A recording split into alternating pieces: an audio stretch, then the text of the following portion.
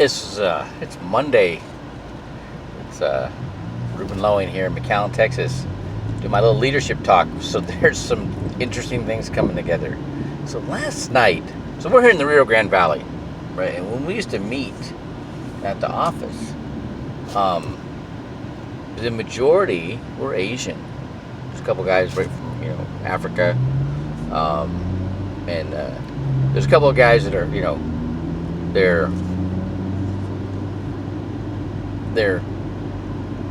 they're Mexican or Hispanic. May not be from Mexico, right?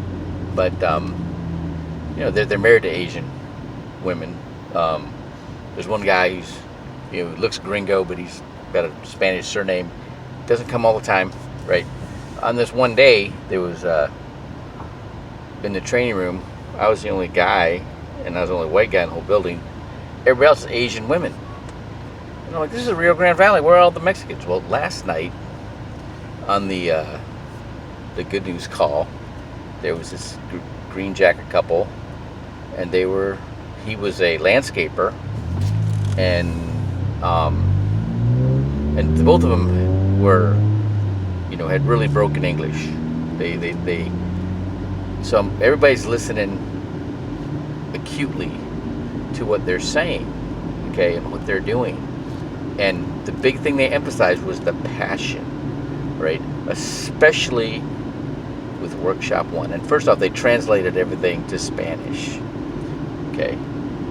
And then, and I'm like, okay, so I got a little team growing, all right? They're Hispanic, right? My pastor buddy and his sister, she's a nurse.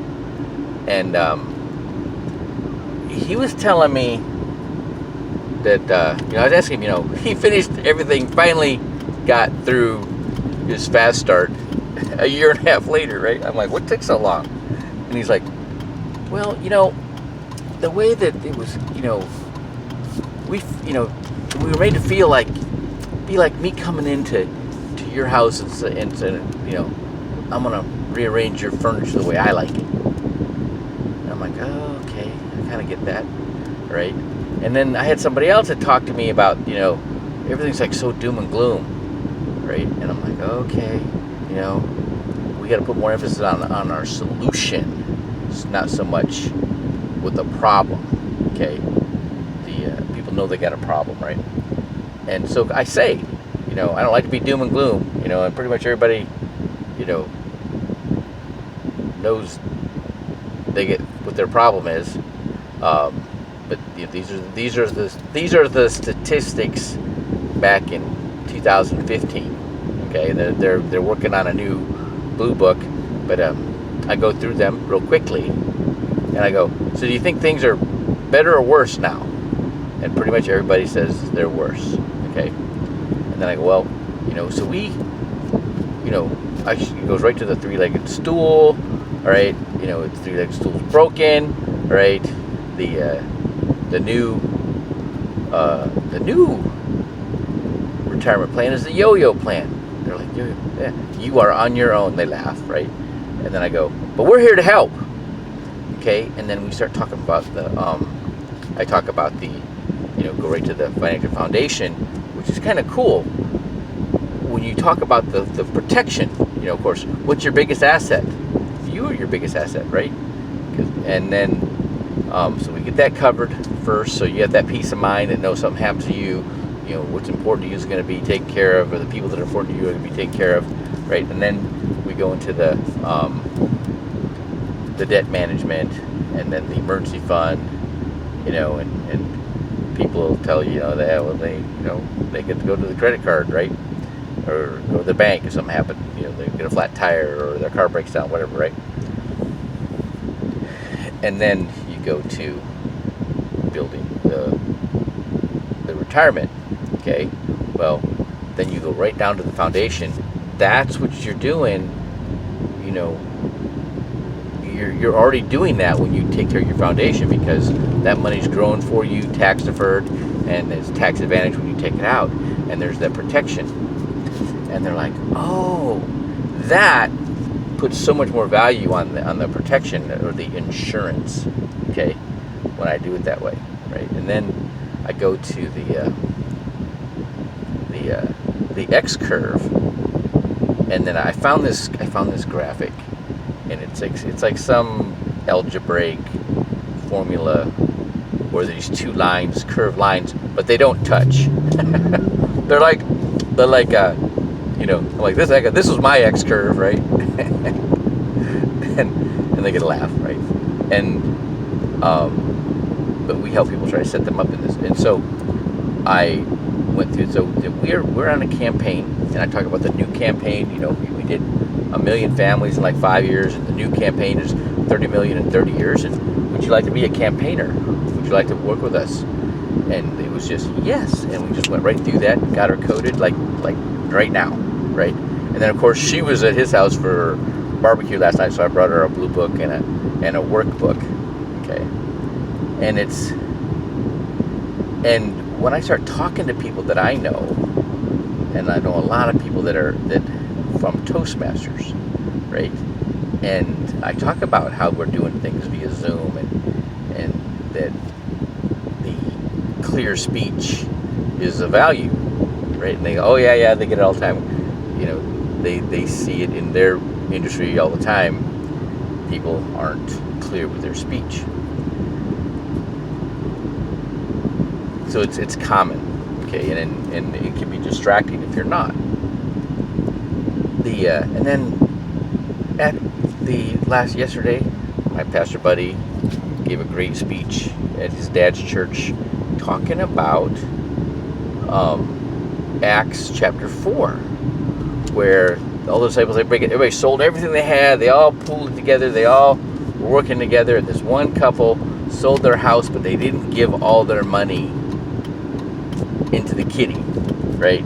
And the husband got struck down, and then the wife come and she tried to lie about it, and she got struck down too, right? But then he's like, the point was, and then the father was given a talk on with Elijah, giving the widow and her son, told him to get the jar of oil and get all the jars from all their friends and neighbors and everybody, and start filling them up, and they filled them all up, and they had, they sold their oil, and that they were able to be prosperous forever, right? And then I was talking about how in Proverbs, which is basically giving you a command to not be in debt or committed to anything other than God, and basically, if you are in debt, or if you have a contract, you work night and day until you get it done. Get out of that contract as fast as you can, because God wants you to be, basically, it's like a biblical command to be independent and self-employed. And then that went right back to my buddy Mike. He's like, yeah, see, when you don't have, and we started talking about how, that any debt or any, a job or anything like that, it puts you in beta, causes you stress, okay? And then you can't be as open to the Spirit, right? And Mike just jumps in, is like, that's what God wants. God wants us to be free, and so we can put our energies and preach the word. I'm like, oh, that's pretty interesting. Okay. But then this morning, as I'm thinking about how this all happened, there's when you're out of beta, okay, your mind opens up. You can take in new stuff. When you're in beta, when you're in that stress mindset, you can't bring in new information. You can't process new information. But if you keep exposing yourself to it, once that new information, once that happens, your brain starts to process all that information that is banked in that gray matter database, and it starts putting in place and processing it. That's when you start having these epiphanies pop. Okay, and that's why it's important to have a meeting mentality. Okay, and keep exposing yourself, and it doesn't seem like it may seem redundant and all this kind of stuff. But then next thing you know, when you start doing the Zoom meetings, right? You are not and whatever, because you know it it's in your subconscious, so you are able to reference it quicker and utilize it, and you sound like you're talking about instilling confidence in yourself and the people that are listening to you. All right, that is my download for today. All right, have a great Monday.